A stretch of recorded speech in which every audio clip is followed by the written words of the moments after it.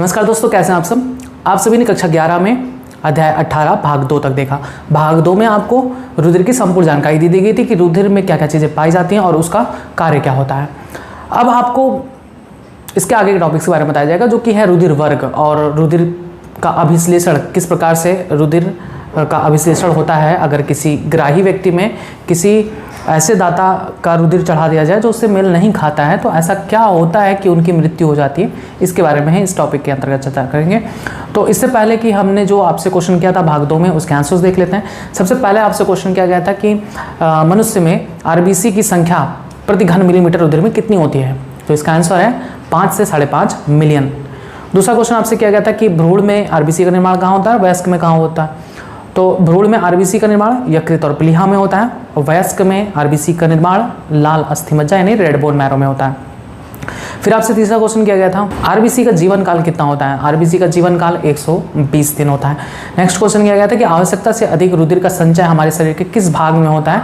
तो आवश्यकता से अधिक रुधिर का संचय या आरबीसी का संचय हमारे प्लीहा यानी स्प्लीन में होता है। नेक्स्ट क्वेश्चन किया गया था कि आरबीसी का कब्रिस्तान किसे कहते हैं, ग्रेवयार्ड ऑफ आरबीसी। तो ये भी प्लीहा यानी स्प्लीन को ही कहते हैं, क्योंकि यहीं पर आरबीसी का विखंडन होता है। नेक्स्ट क्वेश्चन किया गया था कि डब्ल्यूबीसी की संख्या में कमी कब होती है। तो या तो फोलिक एसिड की कमी हो जाए या फिर HIV वायरस का संक्रमण होता है, तब ऐसा होता है। लास्ट क्वेश्चन किया गया था कि प्लेटलेट्स का कार्य क्या होता है। तो प्लेटलेट्स का कार्य रुधिर का थक्का बनने में सहायक होता है। ये किस प्रकार से रुधिर का थक्का बनने में सहायक होता है, इसी टॉपिक में आपको बताया जाएगा। चलिए, इतने क्वेश्चंस पूछे गए थे जिनके आंसर्स आपको बता दिए गए। अब हम समझते हैं आज के टॉपिक को, जो कि है रुधिर वर्ग। तो नेक्स्ट हेडिंग डालेंगे आप रुधिर वर्ग, ब्लड ग्रुप। सबसे पहले सन 1900 में एक साइंटिस्ट जिनका नाम था कार्ल लैंडस्टीनर, नाम याद कर लीजिए, पूछा गया है कि सबसे पहले रुधिर वर्ग खोज किसने की थी। कार्ल लैंडस्टीनर ने। कार्ल लैंडस्टीनर ने बताया कि मनुष्यों का रुधिर, सभी मनुष्यों का रुधिर एक समान नहीं होता। अगर किसी ग्राही व्यक्ति को, ग्राही मतलब होता है एक्सेप्टर या रिसीवर, एक्सेप्टर या हम इसे रिसीवर भी कह सकते हैं, और दूसरा होता है दाता यानी डोनर। मतलब कि अगर ये बीमार चल रहे हैं, इनको रुधिर की आवश्यकता है, तो रुधिर की आवश्यकता को पूरी करने के लिए अगर हम दाता से रुधिर इनमें ट्रांसफ़र करते हैं, तो ये अवश्य ध्यान होना चाहिए, रखना चाहिए कि इनका जो रुधिर है वो इनके रुधिर से मेल खाता होना चाहिए। मतलब अगर इनमें इनके रुधिर और इनके रुधिर अलग अलग हैं तो क्या होता है, अभिश्लेषण। रुधिर का अभिश्लेषण जिसे हम क्या कहते हैं, एग्लूटिनेशन। सामान्य भाषा में आप कह सकते हो कि रुधिर जम जाता है, लेकिन जमना शब्द सही नहीं है यहाँ पर यूज करना। वो तो जब बाहर आता है रक्त तब जमता है। यहाँ पर अभिश्लेषण शब्द यूज किया जाता है। होता क्या है कि हमारे रक्त में एक अभिश्लेषण पदार्थ पाया जाता है, अभिश्लेषण पदार्थ, जिसे हम प्रतिजन कहते हैं या एंटीजन।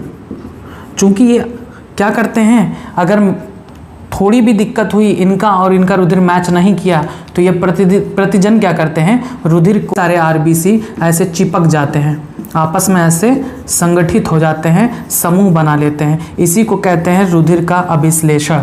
ध्यान से समझिएगा, अगर कोई हमारी रुधिर वाहिनी है तो इसमें सामान्य रूप से रक्त का प्रवाह होता रहे, इसलिए आरबीसी जो होती हैं वो अलग अलग ऐसे बिखरी होती हैं और चलती रहती हैं, मूव करती रहती हैं। लेकिन अगर गलत रक्त चढ़ा दिया गया किसी में, तब क्या होता है, ये जो आरबीसी हैं वो क्या कर लेती हैं, इस तरह से समूह बना लेती हैं, समूह बना लेती हैं। इसी को कहते हैं रक्त का अभिश्लेषण।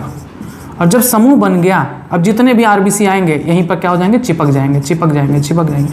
क्या हो जाएगी, रक्तवाहिनी का रास्ता बंद हो जाएगा, ब्लॉक हो जाएगा, तो रक्त परिसंचरण हो पाएगा, और रक्त परिसंचरण नहीं होगा तो क्या होगी, मृत्यु हो जाती है। यही रीज़न होता है। अगर गलत रुधिर किसी व्यक्ति में ट्रांसफ़र कर दी जाती है तो ये होता है जिसकी वजह से उसकी मृत्यु हो जाती है। ध्यान से समझिएगा। कार्ल लैंडस्टीनर ने बताया हर किसी व्यक्ति का रुधिर अलग होता है, एक समान नहीं होता। ग्राही का रुधिर दाता के रुधिर से मेल खाता होना चाहिए। अगर मेल नहीं खाएगा तो अभिश्लेषण हो जाता है, रुधिर का अभिश्लेषण हो जाता है। क्यों? क्योंकि रुधिर में कुछ ऐसे अभिश्लेषण पदार्थ पाए जाते हैं जिन्हें हम प्रतिजन कहते हैं, जिनकी वजह से अभिश्लेषण होता है। इसी वजह से प्रतिजन को हम एक और नाम से जानते हैं, एग्लूटिनोजन। एग्लूटिनोजन भी कहते हैं क्योंकि एग्लूटिनेशन की क्रिया करता है, अभिश्लेषण करता है, इसीलिए हम इसे एग्लूटिनोजन भी कहते हैं। प्रतिजन रुधिर में पाया जाता है। अगर गलत रुधिर आया तो ये प्रतिजन क्या करता है, आरबीसी को चिपचिपा बना देता है, जिसकी वजह से आरबीसी आपस में चिपक जाते हैं और रास्ता बंद हो जाता है, रुधिर वाहिनियों को नसें बंद हो जाती हैं, जिससे रुधिर का प्रवाह नहीं हो पाता और रुधिर के प्रवाह बंद होने से ग्राही व्यक्ति की मृत्यु हो जाती है। इनकी नहीं होगी, ये तो दे चुके, एक बोतल दे दिया, अब जाओ चढ़ाओ, इनको नहीं होगा। कौन मरेगा? ग्राही व्यक्ति। तो अब हम सबसे पहले अभिश्लेषण पढ़ेंगे कि अभिश्लेषण क्यों कैसे होता है, तब हम पढ़ेंगे रुधिर वर्ग, क्योंकि इन्हीं अभिश्लेषण पदार्थ के कारण रुधिर वर्ग को चार प्रकारों में बांटा गया है। चलिए सबसे पहले हम पढ़ते हैं अभिश्लेषण। अभी यहाँ पर आप ऐसे लिख लीजिए, रुधिर वर्ग में हेडिंग डाल के ब्लड ग्रुप लिखेंगे। सर्वप्रथम सन 1900 में कार्ल लैंडस्टीनर ने बताया कि सभी मनुष्यों का रुधिर समान नहीं होता है। यदि रुधिर आधान का मतलब समझते हैं, ट्रांसफ्यूजन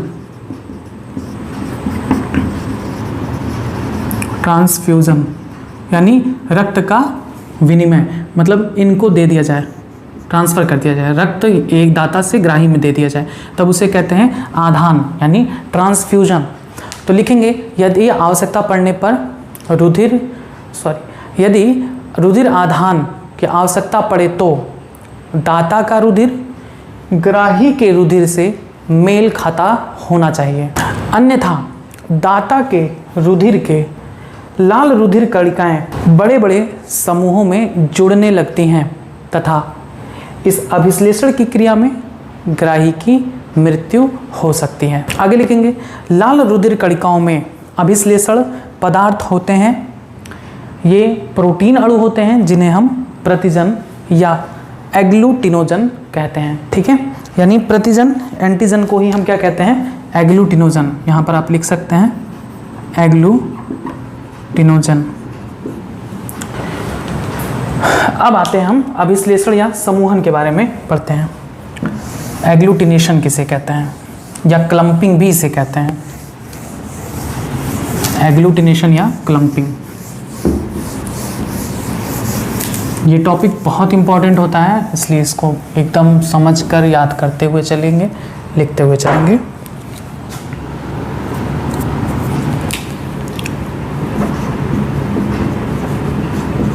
अभिश्लेषण या समूहन से कहेंगे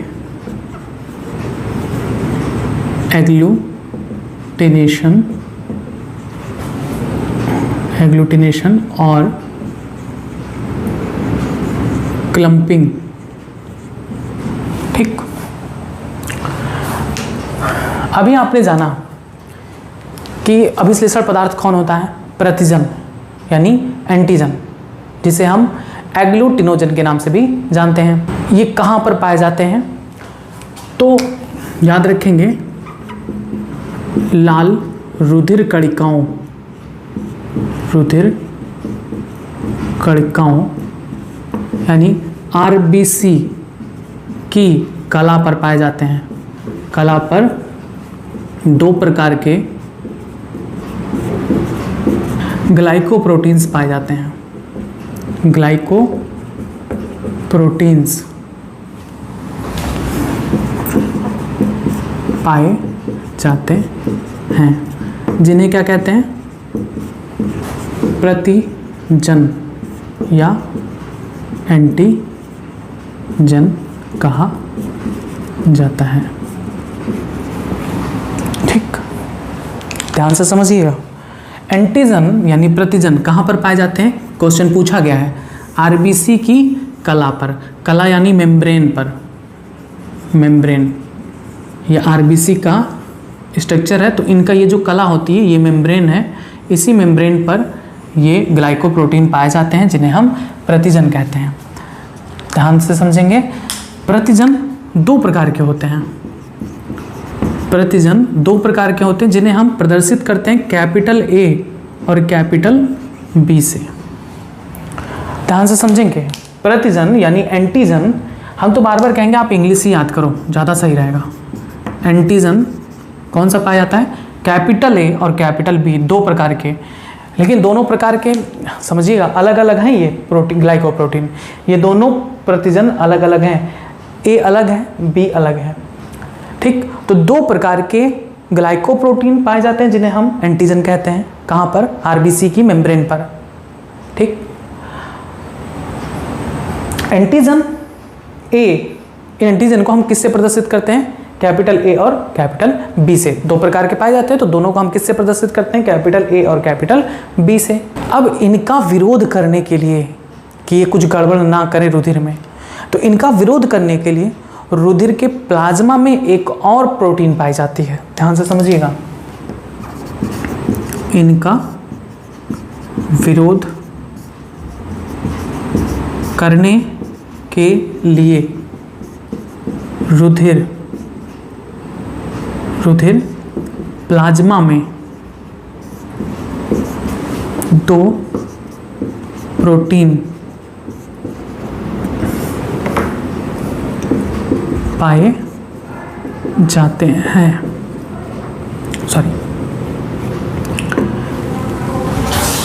जिन्हें किससे प्रदर्शित करते हैं, या तो हम इसे एंटी ए लिखेंगे, अगर हम कैपिटल में प्रदर्शित करते हैं तो इसके सामने हम क्या, इसके सामने हम लिखेंगे एंटी या प्रति ए, ठीक।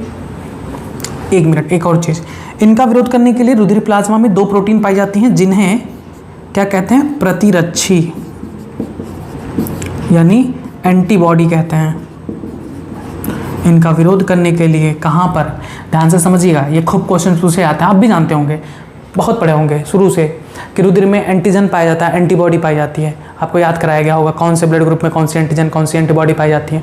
अभी वो सब एकदम साइड रख दीजिए, इसको पहले समझ लीजिए। आपने ये पढ़ा कि रुधिर में प्लाज्मा पाई जाती है, ठीक, कहा गया प्लाज्मा पाई जाती है। आपने ये भी पढ़ा आरबीसी पाई जाती है। तो यहाँ पर अब आप एकदम डिटेल समझेंगे कि रुधिर के आरबीसी की कला पर एंटीजन पाया जाता है। क्वेश्चन पूछा गया है कि प्रतिजन कहाँ पाए जाते हैं, आरबीसी की कला पर।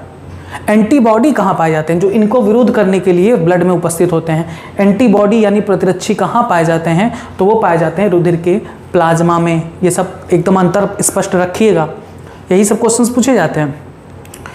एंटीबॉडी कहाँ पाए जाते हैं, रुधिर के प्लाज्मा में। एंटीजन कहाँ पाए जाते हैं, आरबीसी की कला पर। एंटीजन कितने प्रकार के होते हैं, दो, कैपिटल ए और कैपिटल बी। एंटीबॉडी भी दो ही प्रकार के होते हैं, लेकिन इसको जो संदर्भित करते हैं उसका चिन्ह याद रखेंगे। इसको अगर हम कैपिटल ए में लिखेंगे तो इसके सामने हम लिख देंगे एंटी, तब ये कहलाएगा एंटीबॉडी ए। या फिर अगर हम सिंगल वर्ड यूज़ करेंगे तो हम स्मॉल ए का यूज़ करेंगे, स्मॉल ए, तब ये क्या कहलाएगा, एंटीबॉडी ए। जो दूसरा होता है उसे हम प्रदर्शित करते हैं एंटी बी से। अगर हम कैपिटल में अगर हम एंटी शब्द ना यूज करना चाहें तब हम इसे क्या लिखेंगे, बी, स्मॉल बी, या फिर हम इसे प्रति बी भी लिख सकते हैं हिंदी में। बात आई समझ में। रुधिर में अभिश्लेषण प्रोटीन पाई जाती हैं जिन्हें हम प्रतिजन कहते हैं। इनका विरोध करने के लिए कि कोई गड़बड़ ना करें, इसमें रुधिर में एंटीबॉडी पाई जाती हैं। एंटीबॉडी को किससे प्रदर्शित करते हैं, बस ये शब्द याद रखेंगे। आप इसको अगर छोड़ देंगे ना तो आपका कुछ जाएगा नहीं, लेकिन नॉलेज होनी चाहिए कि एंटी ए को क्या कहते हैं, एंटीबॉडी ए। आप इसको अगर भूल जाना चाहते हैं तो छोड़ दीजिए, कोई दिक्कत नहीं है, आपको ये ऐसे याद होना चाहिए। एंटीजन दो प्रकार के होते हैं, capital A capital B. Antibody दो प्रकार के होते हैं, स्मॉल ए और स्मॉल बी, ठीक।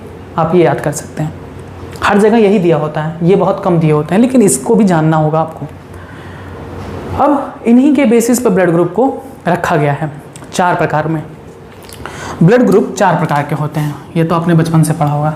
आइए अब हम थोड़ा सा इसको इरेज करके और डिटेल पहले समझ लेते हैं, तो फिर अभी हम लिखवा देंगे आपको सारी चीज़ें। आपने पढ़ा कि रुधिर में एंटीजन 2 प्रकार के पाए जाते हैं, ए और बी, और एंटीबॉडी पाए जाते हैं 2 प्रकार के, स्मॉल ए और स्मॉल बी। ठीक, एंटीजन यानी प्रतिजन ए और बी, इनका विरोध करने के लिए पाया जाता है ब्लड में एंटीबॉडी, इसे हम कहते हैं प्रतिरक्षी। कौन कौन से? स्मॉल ए और स्मॉल बी।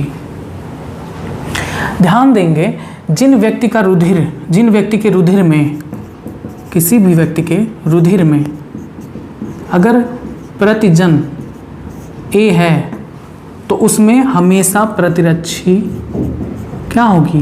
बी होगी। हमेशा याद रखेंगे, प्रतिजन को याद रखेंगे, इसका उल्टा प्रतिरक्षी, यानी प्रतिजन ए है तो प्रतिरक्षी कौन सा पाया जाएगा? बी।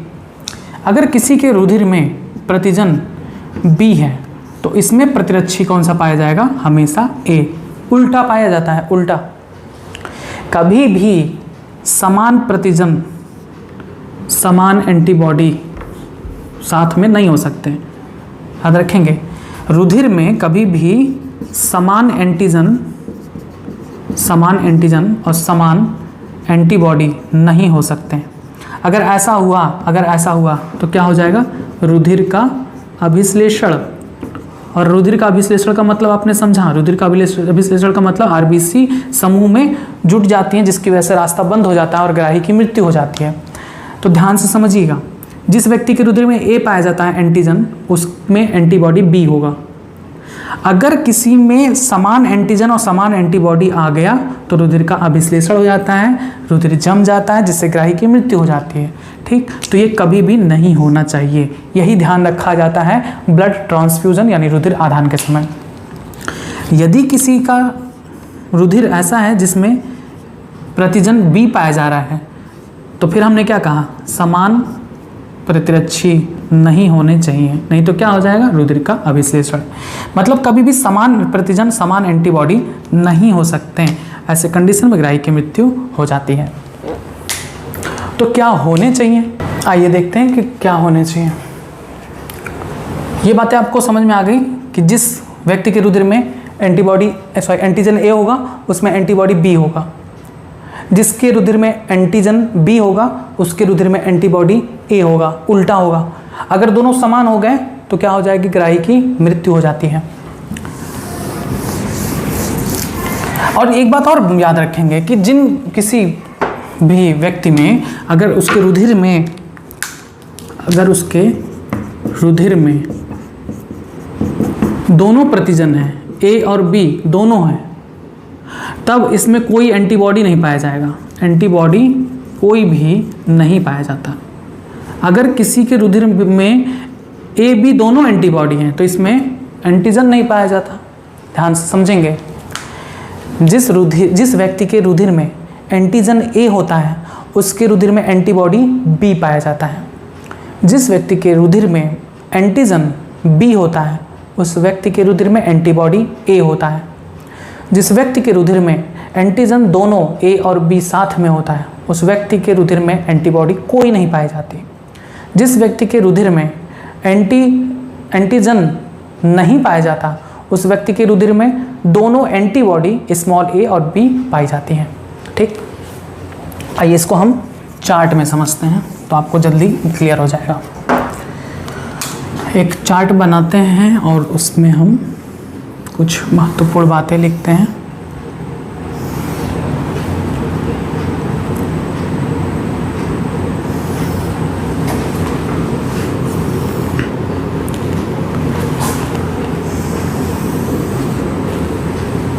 एक में हम लिखेंगे रुधिर वर्ग। रुधिर वर्ग 4 प्रकार के होते हैं, याद कर लीजिए। रुधिर वर्ग 4 प्रकार के होते हैं। कौन कौन से?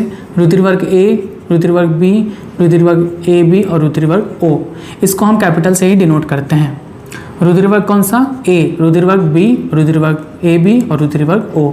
4 प्रकार के रुधिर वर्ग पाए जाते हैं। इन 4 प्रकार के रुधिर वर्गों में कौन कौन सा एंटीजन पाया जाता है? कौन सा प्रतिजन पाया जाता है, आरबीसी पर प्रतिजन यानी एंटीजन। प्लाज्मा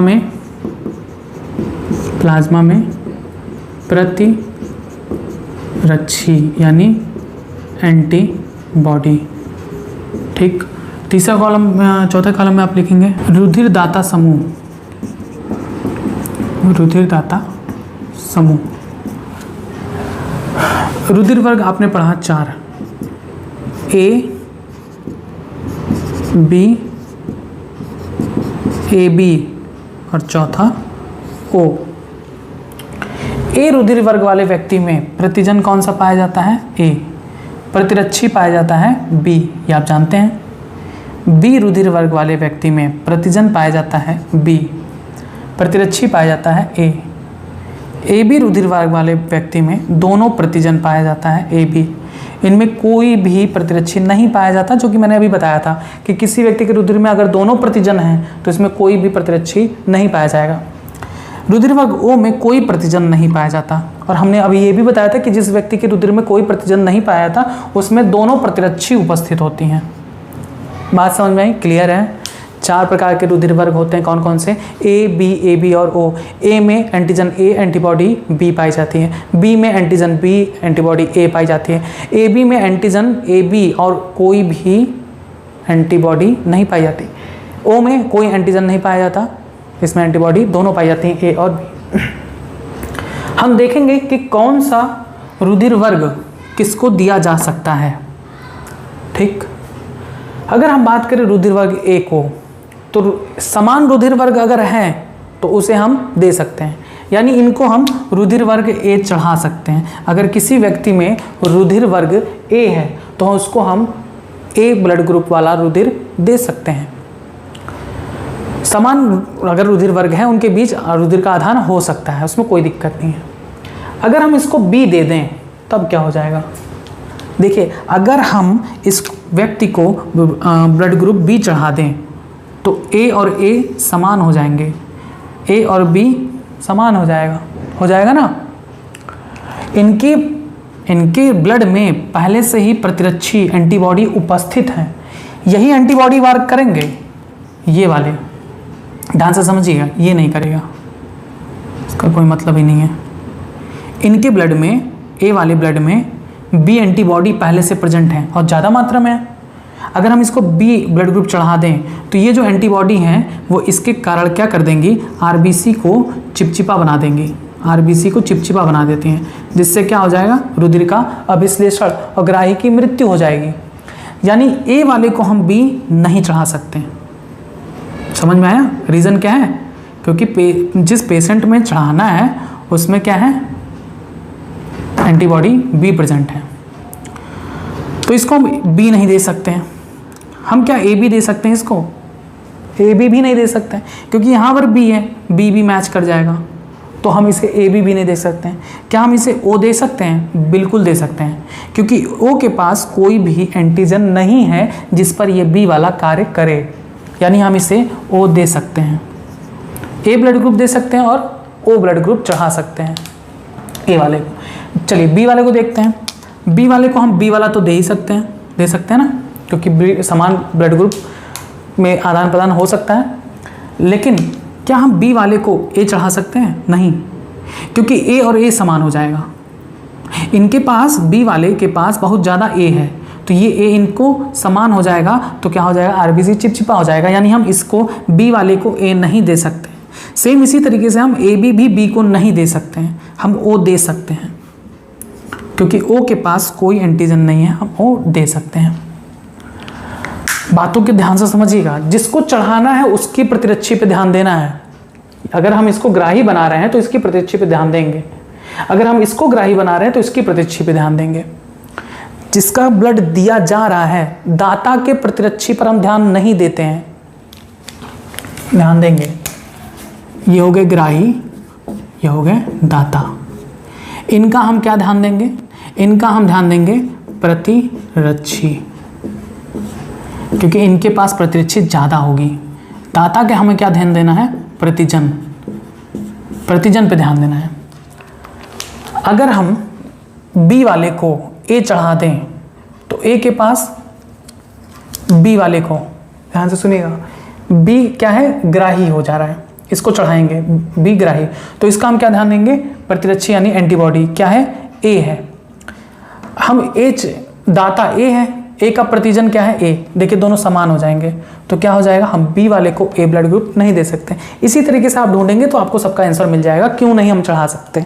या हम सीधे लिख सकते हैं, ये ए वाले को ए दिया जा सकता है और ओ ब्लड ग्रुप दिया जा सकता है, बी वाले को बी दिया जा सकता है और ओ ब्लड ग्रुप दिया जा सकता है। आइए अब हम देखते हैं ए बी ब्लड ग्रुप को। देखिए ए बी ब्लड ग्रुप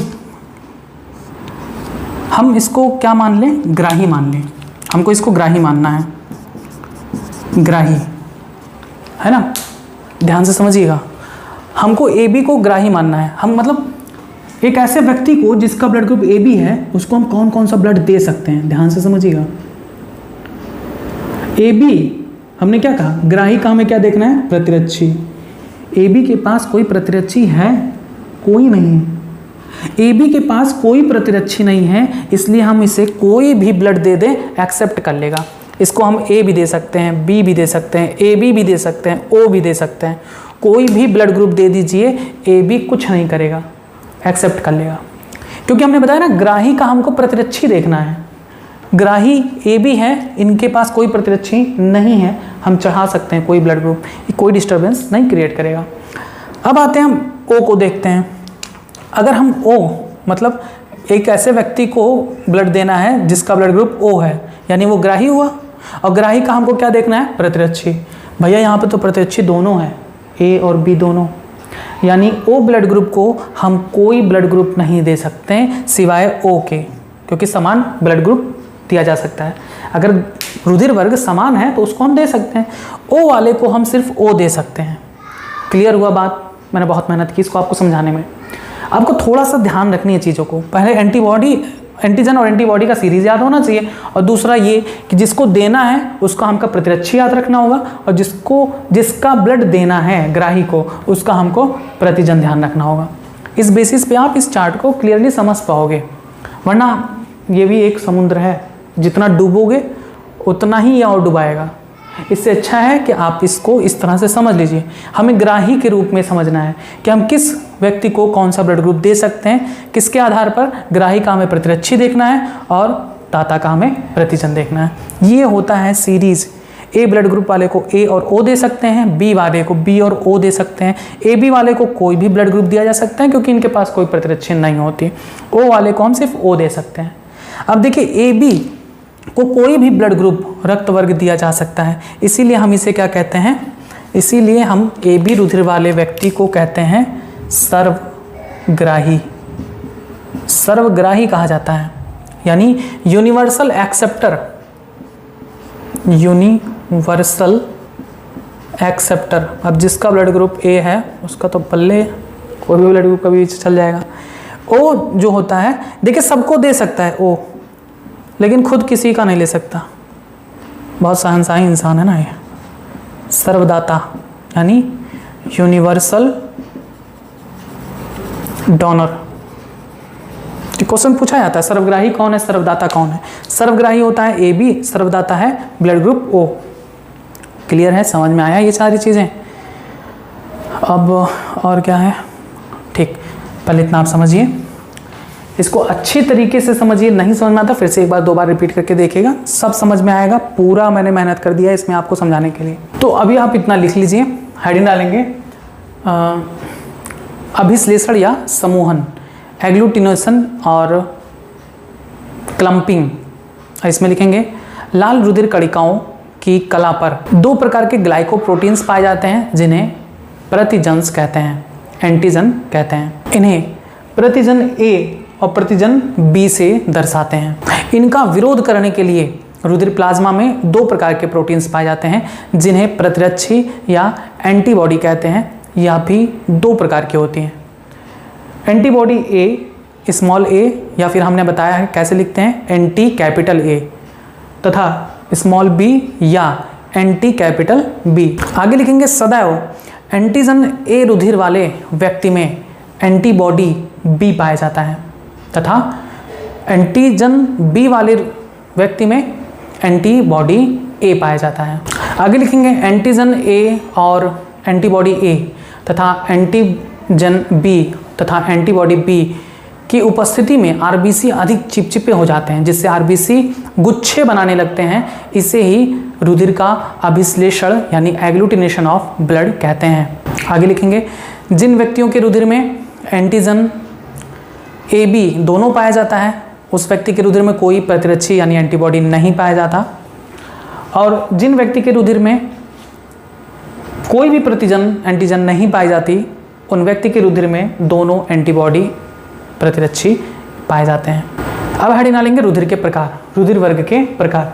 लिखेंगे कॉल एंड स्टीनर ने रुधिर वर्गों को 4 वर्गों A, B, AB तथा O में बांटा है, जिनमें पाए जाने वाले प्रतिजन तथा प्रतिरक्षी निम्न हैं। आप ये ऐसे एक चार्ट बना लीजिए। आइए अब हम देखते हैं नेक्स्ट टॉपिक, जो कि है रुधिर का परीक्षण। कैसे हम रुधिर का परीक्षण करते हैं कि कौन सा रक्त वर्ग है।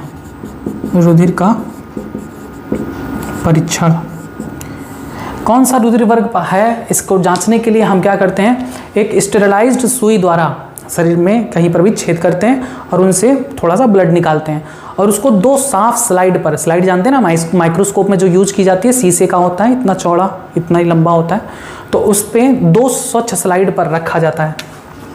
मान लिया कि ये 2 स्लाइड हैं, 1 और 2। दोनों स्लाइडों पर हमने एक एक बूंद रक्त को डाल दिया, एक बूंद इसमें, एक बूंद इसमें।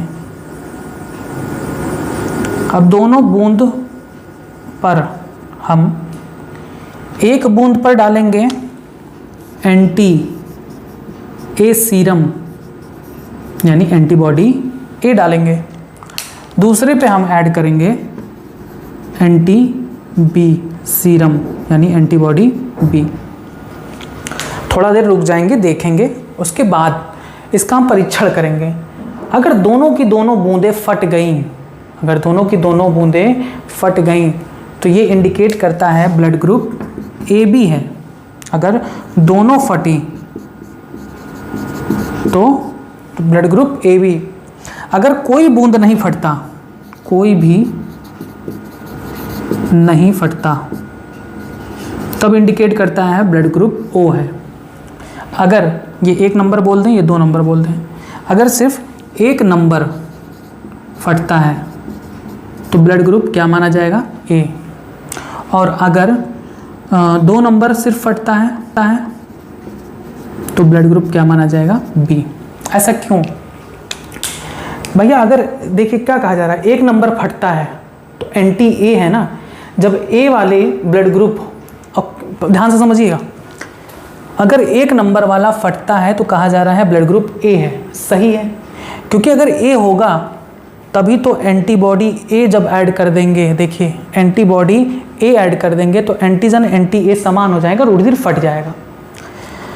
ठीक, अगर 2 नंबर से फटता है, अगर ये सिर्फ फटता है, ये नहीं फटता है, तब क्या रीज़न है, तो चूंकि इसमें एंटीबॉडी बी डाली गई है, तो अगर ये फटेगा किस कंडीशन में, जब एंटीबॉडी बी और एंटीजन ए दोनों समान होंगे तभी फटेगा।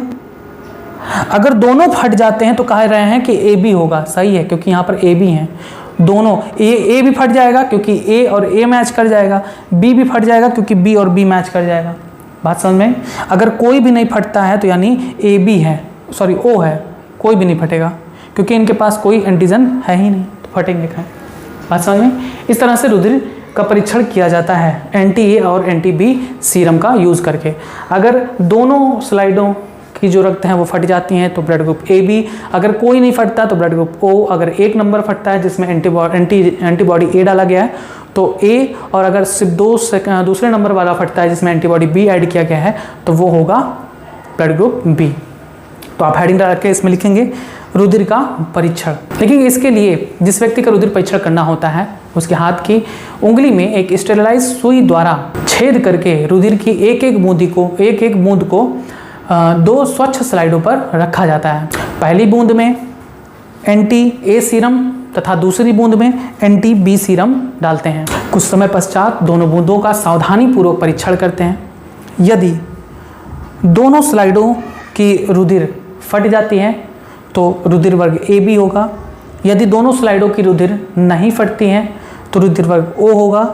यदि एंटी-A वाला रुधिर फट जाता है तब रुधिर वर्ग A होगा, और यदि एंटी-B वाला रुधिर फट जाता है तो उसका रुधिर वर्ग B होगा। बस ये था आपका रुधिर वर्ग का परीक्षण कैसे करते हैं। नेक्स्ट हेडिंग डालेंगे रुधिर आधान, ब्लड ट्रांसफ्यूजन। रुधिर आधान, ब्लड ट्रांसफ्यूजन। देखिए अभी आपको पढ़ा कि रुधिर का आधान किस प्रकार पे, किस बेसिस पर किया जाता है। तो आपने पढ़ा कि एंटीजन और एंटीबॉडी को ध्यान में रखा जाता है। तो ये तो एकदम मुख्य प्रकार है कि इन्हीं के आधार पर ही ब्लड का ट्रांसफ्यूजन किया जाता है। लेकिन कुछ ऐसे भी वर्ग के होते हैं रुधिर जिनको हम ट्रांसफ़र कर सकते हैं, लेकिन उसके लिए भी कुछ कंडीशंस होते हैं, वो आपको हायर क्लासेस में बताए जाएंगे। फिलहाल आपको यही पढ़ना है कि कौन से रुधिर वर्ग को कौन सा रुधिर वर्ग दिया जा सकता है एंटीजन और एंटीबॉडी के बेसिस पर बता दिया गया है। आपको सिर्फ लिखना है, हेडिंग डालेंगे रुधिर आधान यानी ब्लड ट्रांसफ्यूजन, और इसमें आप लिखेंगे रुधिर आधान के समय यह सुनिश्चित कर लेना आवश्यक होता है कि रुधिर में प्रयोग होने वाले वर्ग ब्रैकेट में दाता एवं ग्राही दोनों के प्रतिजन और प्रतिरक्षी का तालमेल ऐसा हो जिससे दाता और ग्राही दोनों के रुधिराणुओं में आपस में अभिश्लेषण ना हो। इसके लिए दोनों के रुधिर का अलग अलग हम जांच कर लेते हैं। लिखेंगे रुधिर आधान हमेशा समान वर्गों के बीच ही बेहतर होता है, किंतु आवश्यकता अनुसार कुछ अलग अलग वर्गों के बीच भी रुधिर आधान किया जा सकता है। आधान के समय दाता का प्रतिजन यानी एंटीजन तथा ग्राही का एंटीबॉडी पर विशेष ध्यान देना चाहिए। लास्ट लाइन लिखेंगे AB रुधिर वर्ग के व्यक्ति को AB रुधिर वर्ग को सर्वग्राही यानी यूनिवर्सल एक्सेप्टर कहते हैं तथा O रुधिर को सर्वदाता यानी यूनिवर्सल डोनर कहा जाता है। ठीक, बस ये था आपको ब्लड के बारे में थोड़ा सा और नॉलेज। अब एक बात आपने देखा होगा कि सब कहते हैं ब्लड डोनेट करिए, ब्लड डोनेट करिए। ठीक है, किया जा सकता है। तो ब्लड डोनेट करने के बाद वो जाता कहाँ पर है और किस प्रकार से उसे सुरक्षित रखा जाता है, तो ये भी जान लीजिए। जहाँ पर रखा जाता है उसे हम कहते हैं ब्लड बैंक, रुधिर बैंक। वहाँ पर अलग अलग वर्गों का आपको रुधिर मिल जाएगा। किस प्रकार से उसे सुरक्षित रखा जाता है, तो अस्पतालों में जो आपसे ब्लड लिया जाता है कहते हैं डोनेट करिए, रक्तदान महादान, तो अच्छी बात है, करनी भी चाहिए। तो रक्तदान करने के बाद उसको में क्या किया जाता है, उस रक्त में, उस रुधिर में, उस ब्लड में सोडियम साइट्रेट मिला देते हैं। सोडियम साइट्रेट मिलाकर उसे एक सीलबंद बोतल में टाइट करके एक निश्चित तापमान पर, वो निश्चित तापमान हमारे जो बॉडी टेम्परेचर है उससे कम ही पे होता है, काफ़ी कम होता है, उसमें उसे सुरक्षित रखा जाता है जिससे वो ख़राब ना हो, वो भी निश्चित अवधि के लिए। ऐसा भी नहीं कि हम निश्चित तापमान पर उसे सोडियम साइट्रेट मिला के रख दिए तो वो हज़ारों साल चलेगा, ऐसा नहीं होता। कुछ निश्चित अवधि के लिए ही वो सुरक्षित रखा जा सकता है। तो रुधिर बैंक यानी ब्लड बैंक क्या होता है, अस्पतालों में जो दाता से प्राप्त रुधिर होता है उसको उसमें सोडियम साइट्रेट मिलाकर सीलबंद बोतल में एक निश्चित तापमान पर सुरक्षित, एक निश्चित तापमान पर एक निश्चित अवधि के लिए सुरक्षित रखा ब्लड बैंक। लिखेंगे अस्पतालों में रुधिर दाता के रुधिर वर्ग का परीक्षण कर उनके रुधिर में सोडियम साइट्रेट मिलाकर सीलबंद बोतल में सुरक्षित करके उसे निश्चित तापमान व निश्चित अवधि तक के लिए सुरक्षित किया जाता है। इसे ही हम रुधिर बैंक कहते हैं। आइए अब इस टॉपिक का, इस पार्ट का आखिरी टॉपिक पढ़ते हैं, इसे ही हम रुधिर बैंक कहते हैं। आइए अब इस टॉपिक का, इस पार्ट का आखिरी टॉपिक पढ़ते हैं जो कि है रुधिर का जमना, थक्का बनना। आखिर जब ऐसा क्यों होता है, पहले ये बताइए कि रुधिर जम क्यों जाता है। जब भी कहीं कट जाता है हाथ या पैर कहीं पर भी, तो थोड़ी देर बाद वहां पर रुधिर जम जाता है। ऐसा क्यों होता है, ध्यान रखेंगे। ऐसा इसलिए होता है जिससे आपका रुधिर अधिक से अधिक बह ना जाए। ठीक है, अगर मान लो यहाँ पर कटता है तो ऐसा ना हो कि वो बहते जा रहा तो थोड़ी कुछ घंटों में सारा ब्लड निकल जाएगा। तो उस ब्लड को निकलने से रोकने के लिए नेचर ने हमें ऐसा बनाया है कि वो वहां पर ब्लड जम जाता है, थक्का बन जाता है, जिससे रक्त और अधिक स्राव ना हो। तो ये थक्का कैसे बनता है उसी को हमें पढ़ना है। यहाँ से क्वेश्चन खूब पूछे जाते हैं, अलग अलग टाइप के इसके आंसर्स दिए जाएंगे। तो जब आपको कॉन्सेप्ट क्लियर हो जाएगा तो कोई क्वेश्चन पूछें आप बता ले जाएंगे। रुधिर का थक्का बनना, क्लॉटिंग ऑफ ब्लड।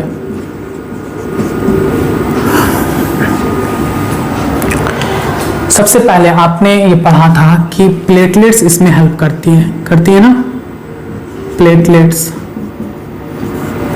आपने पढ़ा था प्रोथ्रोम्बिन कहाँ पाई जाती हैं, प्लाज्मा में, ठीक। आपने ये भी पढ़ा था फाइब्रिनोजन पाया जाता है कहाँ पर, रुधिर प्लाज्मा में। ये भी हेल्प करती हैं, मैंने बताया था उस समय भी, ये भी हेल्प करती हैं रुधिर के थक्का जमने में, ये भी हेल्प करती है रुधिर के थक्का जमने में। कैसे, हम यहाँ पर समझेंगे, ध्यान से समझिएगा। अगर हमारा कोई त्वचा है, मान लीजिए हमारी त्वचा है, ठीक है, ये हमारा उंगली है, ठीक, थोड़ा अजीब सा बन गया।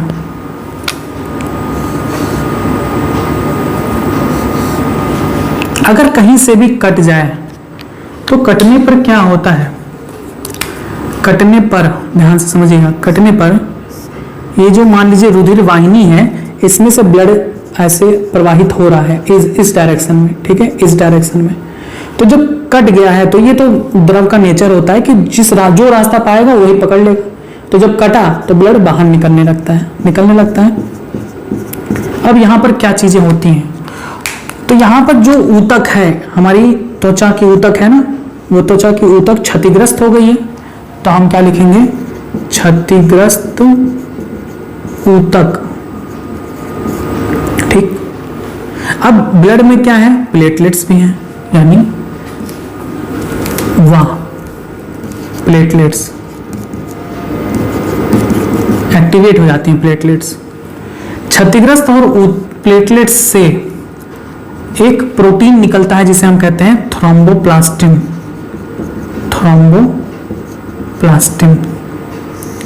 ये जो थ्रोम्बोप्लास्टिन होता है वो प्लाज्मा के कैल्शियम आयन से जुड़ जाता है।